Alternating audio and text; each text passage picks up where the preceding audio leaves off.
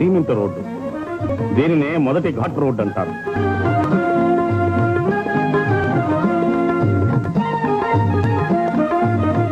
సునాయాసంగా ప్రయాణం చేసి శీఘ్రంగా తిరుమలను చేరుకోవడానికై స్వల్ప ఛార్జీలతో ఏర్పాటు చేయబడిన దేవస్థానం వారి బస్సులు.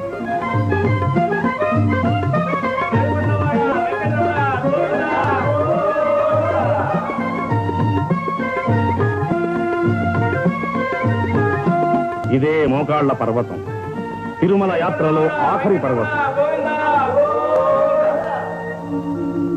గోవిందనామస్మరణతో అలుపు సలుపు తెలియకుండా 7 కొండలు ఎక్కి తిరుమలను చేరుకుంటున్న యాత్రికి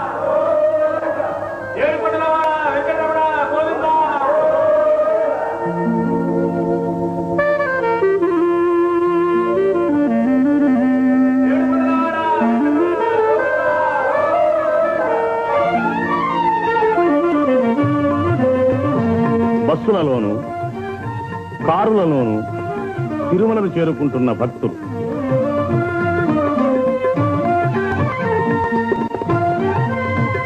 అనేక లక్షల రూపాయలు వెచ్చించి యాత్రికుల సౌకర్యం కోసం దేవస్థానం వారిచే నిర్మించబడిన సువిశాలమైన ధర్మశాలలు.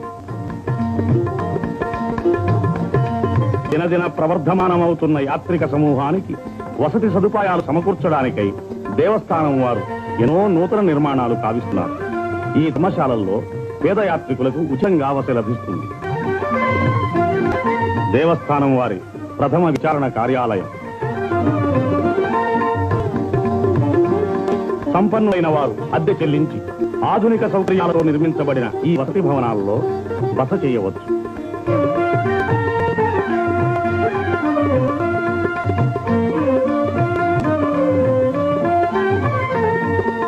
మైసూరు ప్రభుత్వం వారిచే నిర్మించబడిన అతిథి భవనం.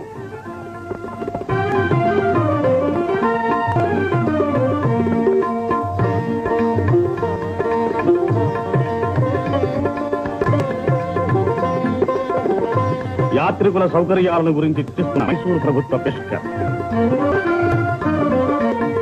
మనోహరమైన ఉద్యానవనం, మయూరాకారంలో మలతబడిన నికుంజాలు, ఫలాహారశాల,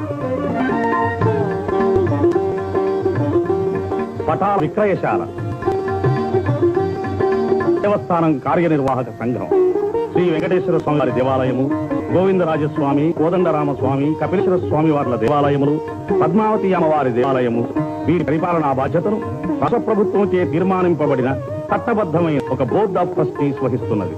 బోర్డు అధ్యక్షుడు శ్రీ రంగరాజు, ఎగ్జిక్యూటివ్ ఆఫీసర్ శ్రీ చంద్రమౌళి రెడ్డి ఆధ్వర్యంలో దేవస్థానం నిధులతో నడపబడుతున్న వివిధ విద్యా సంస్థల, ధర్మ సంస్థల పరిపాలన అతి సమర్థవంతంగా నిర్వహించబడుతోంది.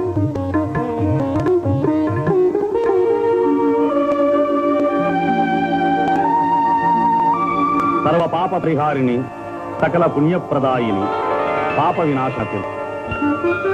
ఈ పవిత్ర తీర్థంలో స్నానమాడితే సమస్త పాపాలు సమసిపోయి పునీతులవుతారు.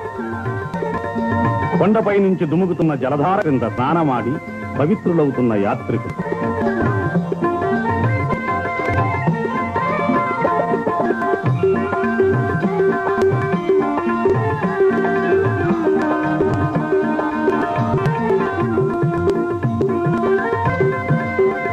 సాక్షాత్తు పరమశివుని జటాజూటు నుంచి ఉద్గమిస్తున్నట్టుగా ఎగసిపడుతున్న ఆకాశ గంగా ప్రవాహం. ఇక్కడ స్నానమాడితే 30 కోటి నదులలో స్నానమాడిన ఫలం లభిస్తుందని భక్తుల విశ్వాసం. గోగర్భ జలపాతం.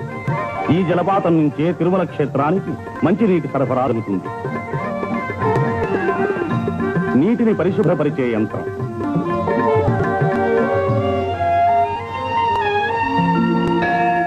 ఇది కళ్యాణకట్ట. ఇక్కడే తలలీనాలు సమర్పించి మొక్కులు చెల్లించుకుంటారు భక్తులు. మానవుని అంతఃశత్రువులైన కామ, క్రోధ, లోభ, మోహ, మద, మాత్సర్యాల్ని వర్జించడానికి నిదర్శనంగానే ఈ తలలీనాలు సమర్పిస్తారు.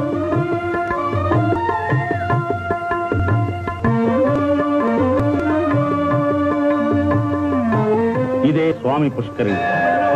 30 కోటి తీర్థాలు ఇందులో తెలుస్తుంది.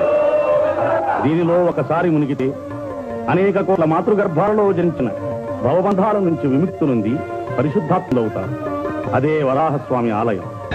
శ్రీనివాసుడు కలియుగాంతం వరకు వెంకటాద్రి మీద ఉండడానికి వరాహస్వామి నుంచి స్థలం పొందాడని, దానికి ప్రతిఫలంగా ప్రథమ దర్శనాన్ని, ప్రథమ నైవేద్యాన్ని వరాహస్వామికి శ్రీనివాసుడు ఇచ్చినట్లుగా ఇతిహాసం ఉన్నది. అందుచేత భక్తులు ప్రప్రథమంగా వరాహస్వామి దర్శించే వెంకటేశ్వరుని దర్శించడం ఆచారం.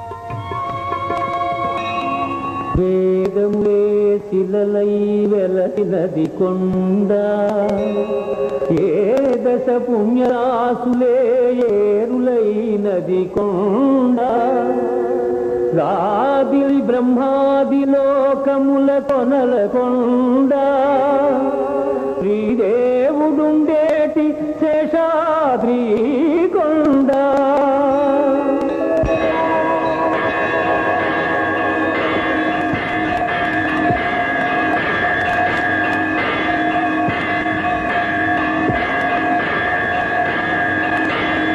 ఇదే కలియుగ వైకుంఠం.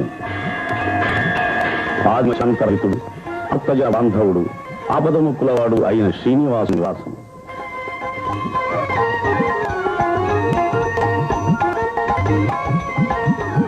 ఆనంద నిలయ విమానం స్వామి